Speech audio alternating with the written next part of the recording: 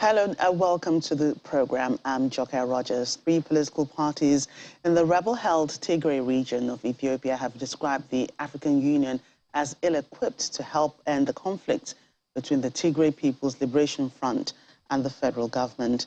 The Tigray Independent Party, the National Congress of Great Tigray, and Salsane Waine Tigray said that in a statement that the postponements of peace talks between the government and the TPLF over the weekend showed the African Union was unprepared and unable to lead the negotiations. The parties urged the United Nations, the US and European Union to engage the AU to deliver a positive outcome. They say the African solution to African problems stance by the international community had led to the loss of many lives in the conflict.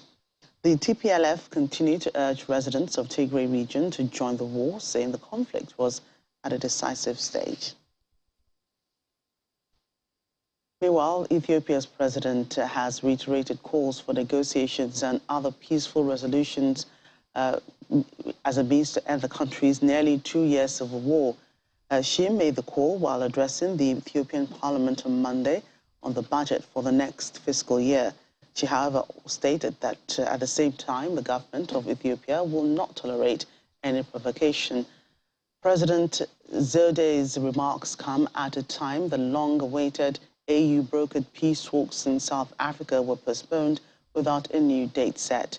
The meeting between the warring sides in the 2-year conflict in Tigray would have been the first since a ceasefire broke down in late August. Let's get more on this. Joining us is Chukwemeka Eze, who is a lawyer and joins us virtually from Enugu. Thank you for joining us today on the program. Thank you. So what do you think of Tigrayans' reaction to the AU peace talks? Yes, what I think is that the Tigrayan people, they are not confident in the AU. Since this war began in November 2020, AU has not done enough. AU has taken certain measures that they couldn't complete.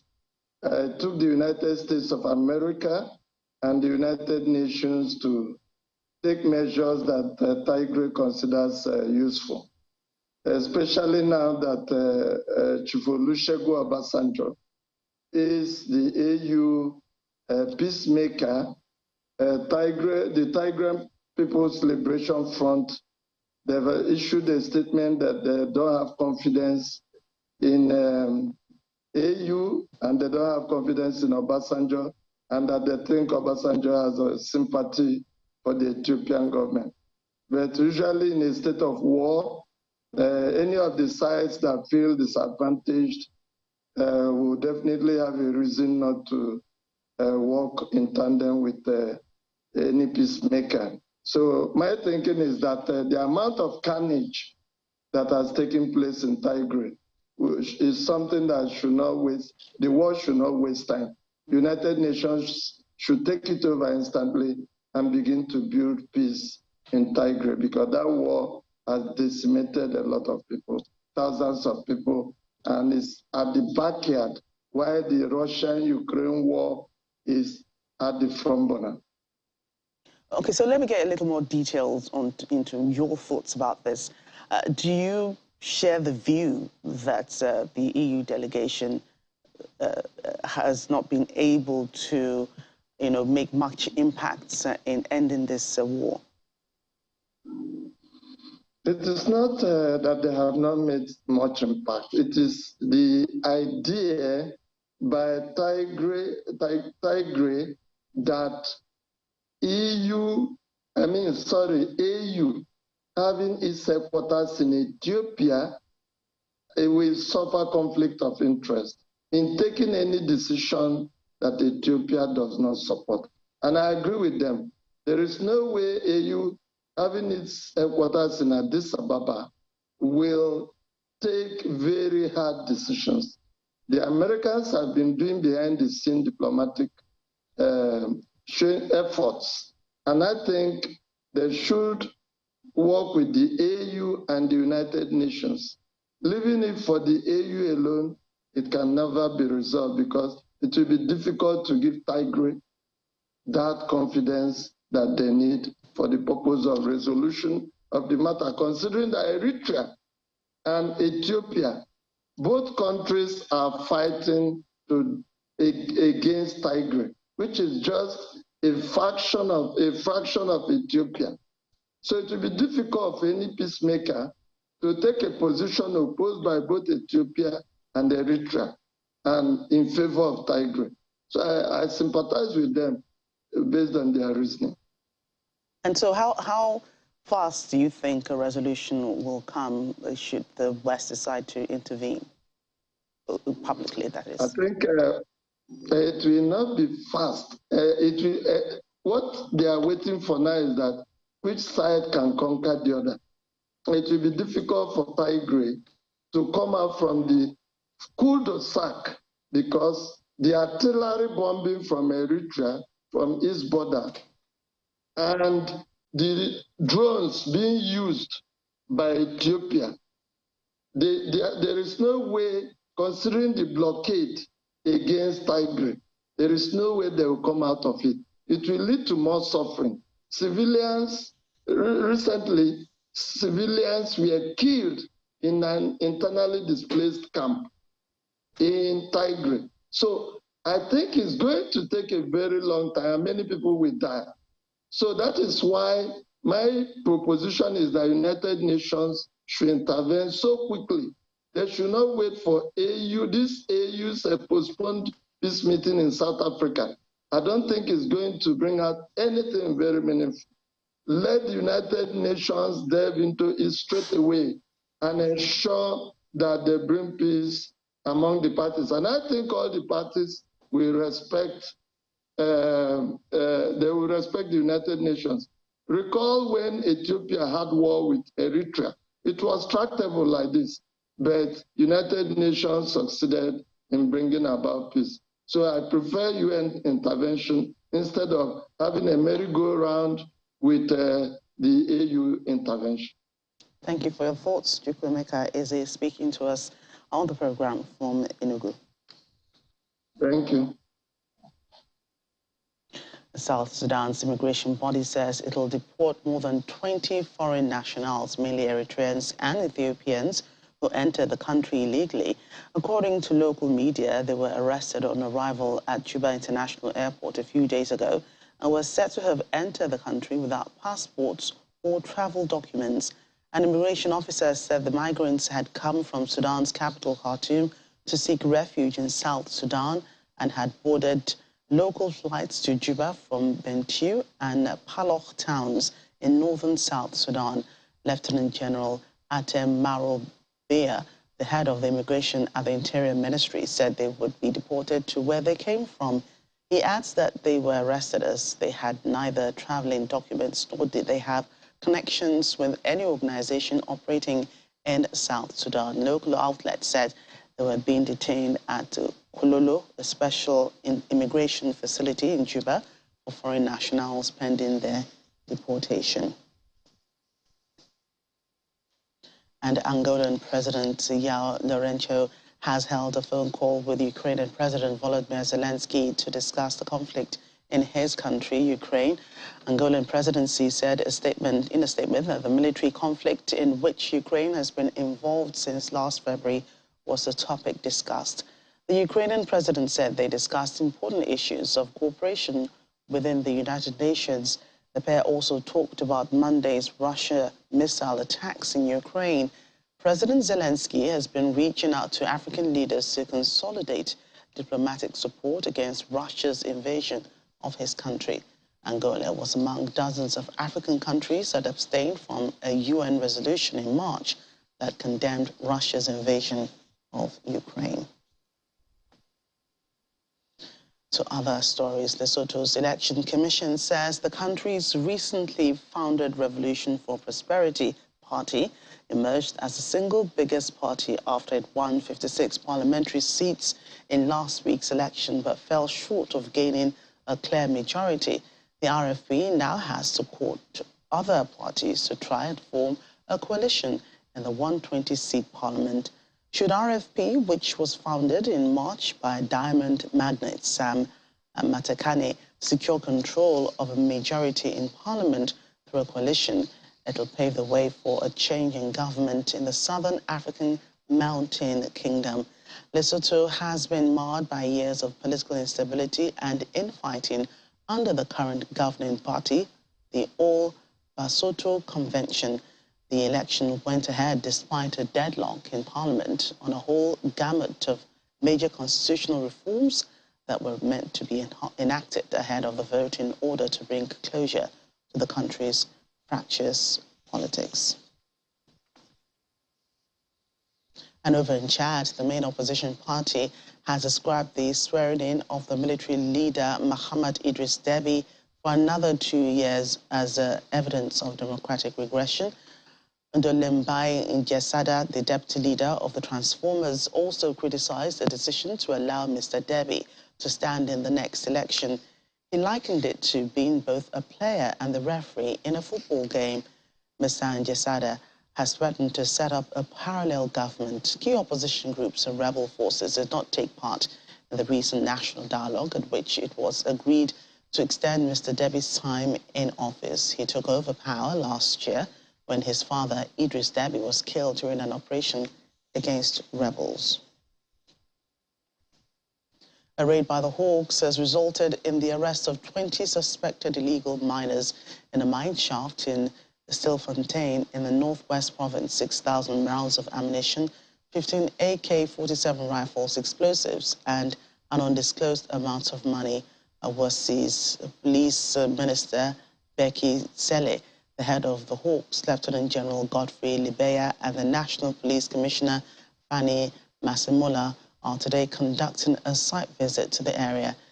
The police chief expressed his shock about the number of ammunition and firearms that were seized during the operation. He has also promised to hold a town hall meeting in the next 2 weeks in Klersdorp community. In the past weeks, the South African Police Service have been raiding abandoned mine shafts and making arrests. Becky Selle said that there are about 6,000 open shafts that are to be closed. The suspects, believed to be from South Africa, Zimbabwe, the Kingdom of Lesotho, and Eswatini, will make their first court appearance on Wednesday. And in North Africa, officials at Tunisia's powerful UGTT labor union say the country has only enough petrol to last a week. Fuel reserve levels are normally set at 60 days. Long queues of cars have been jamming roads in the capital, Tunis, waiting to fill their tanks. Energy Minister Neila Nuira has denied that the fuel shortage is down to the government's inability to pay for supplies, insisting instead that many motorists are taking more than they need. She added that a tanker full of petrol is now being unloaded, which will give the country several more days of supplies. Meanwhile, Tunisians have been hit with soaring food prices and shortages of basic staples in recent weeks, threatening to turn simmering discontent in a North African country, the cradle of the Arab Spring protests, into larger turmoil. Sugar, vegetable oil, rice, and even bottled water periodically disappear from supermarkets and grocery stores.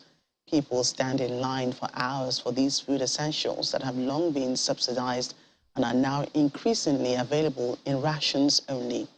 And when they appear on the shelves, many people cannot afford to pay for the staggering price. The government has blamed speculators, black market hoarders, and the war in Ukraine, but economic experts say the government's own budget crisis and its inability to negotiate a long-sought loan from the International Monetary Fund have added to Tunisia's troubles. Nigeria has warned its citizens to be wary of the cough syrups linked to dozens of deaths of children in the Gambia. The 4 syrups manufactured by Indian pharmaceutical company Maiden Pharmaceuticals are suspected to have been contaminated. The World Health Organization had issued a global alert over the pediatric medicines. Nigeria's National Agency for Food and Drug Administration and Control, NAFDAC, has now asked people in Africa's most populous country to avoid the said medicines.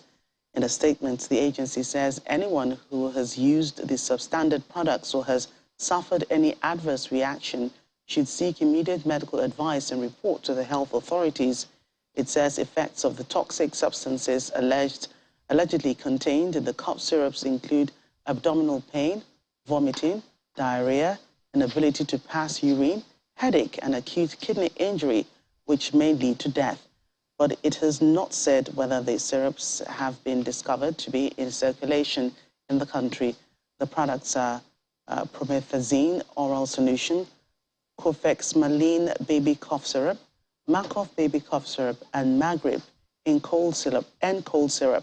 Maiden Pharmaceuticals had failed to provide guarantees about their safety. In a comment to the ANI news agency, Maiden said it was shocked and saddened over the incident. The company said it followed Indian health protocols and was cooperating with an investigation. The Gambia has already started withdrawing the medicines from circulation. At least 69 deaths of children have been linked to the cough syrups there. The WHO had expressed fears that the Gambia might not be the only country where the cough syrups had been exported to.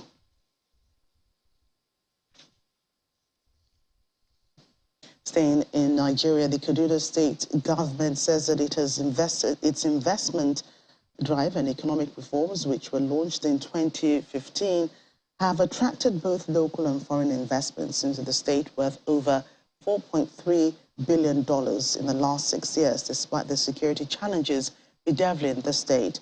This was disclosed by the Executive Secretary of the Kaduna Investment Promotion Agency, Mr. Khalil, during an economic meeting with local and foreign investors, as well as small-scale business operators. One of Nigeria's leading states in most agricultural products such as maize, ginger, sorghum, tomatoes, as well as home to many textile industries, although some have been moribund. Despite security challenges bedeviling the state, it remains one of the investors' destinations following the conducive business environment under the Nasser El-Rufai-led administration.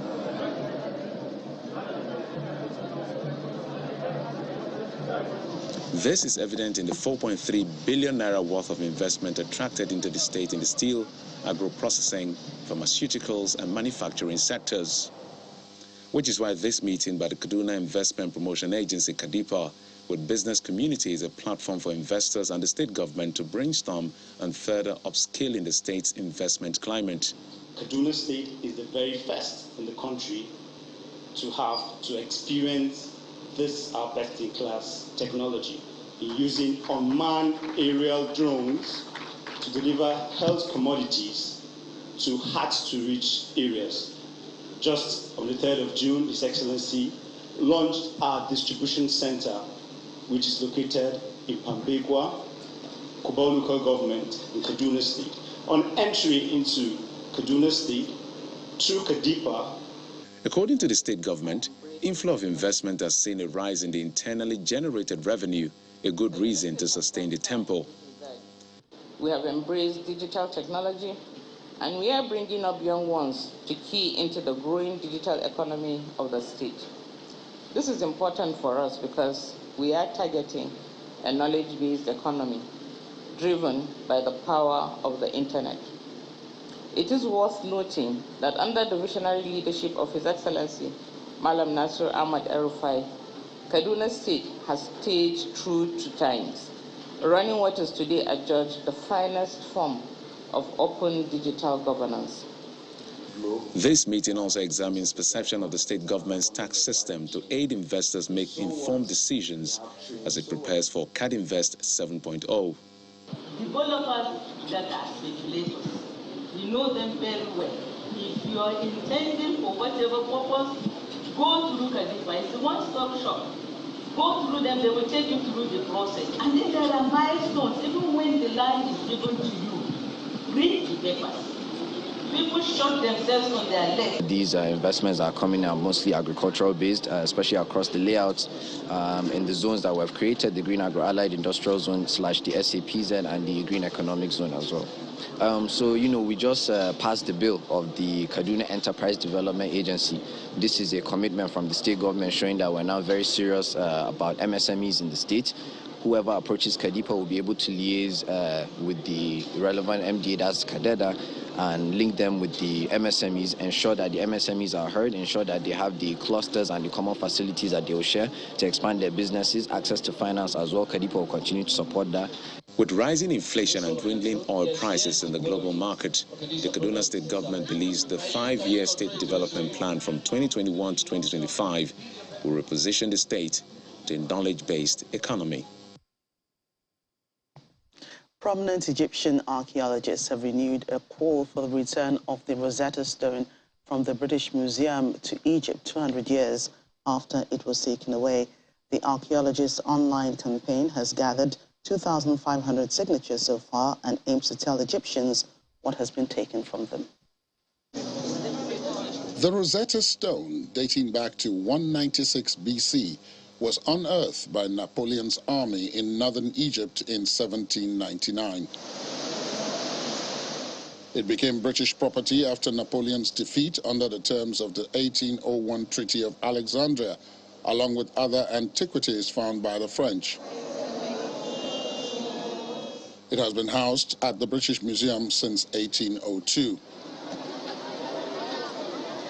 Bearing inscriptions of the same text in hieroglyphics, a Demotic and ancient Greek, it was used by Frenchman Jean-François Champollion to decipher hieroglyphics from 1822, opening up understanding of ancient Egyptian language and culture. This is the first time there is actually public involvement in pushing the state to act on behalf of the people, that it's not just a request from the government, it's a request from the people. So I think these combined will I'm sure all these objects eventually are going to be restituted because the ethical code of museums is changing. It's just a matter of when, in 1 year, in 2 years, in 3 years, in 5 years, and who will have the courage to take such a decision, who will be able to correct the mistakes of history, and who will, of course, choose to stay on the colonialist, imperialist side. I think it's a telling situation. A British museum spokesperson says there had been no formal request from the Egyptian government for the return of the Rosetta Stone. In an emailed statement, the spokesperson noted that 28 stela engraved with the same decree written by Egyptian priests had been discovered, starting with the Rosetta Stone in 1799, and that 21 remain in Egypt. The museum is opening an exhibition entitled Hieroglyphs Unlocking Ancient Egypt on October the 13th, which sheds light on the role of the Rosetta Stone.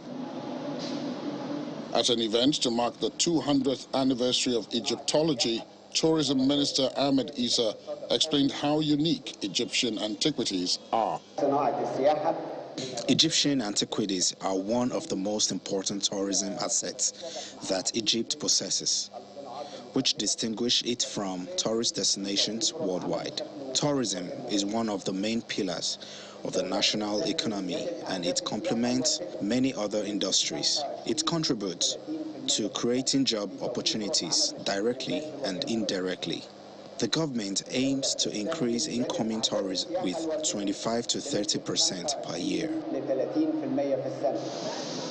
Egypt is due to open a large new museum near the Giza pyramids to showcase its most famous ancient Egyptian collections in the next few months. Egyptian archaeologists say they have called previously for the return of the Rosetta Stone and are hoping that increasing moves by Western museums to return artifacts that were removed from countries under colonial rule will help their cause. That's Network Africa. Thank you for watching. I'm Joke Rogers.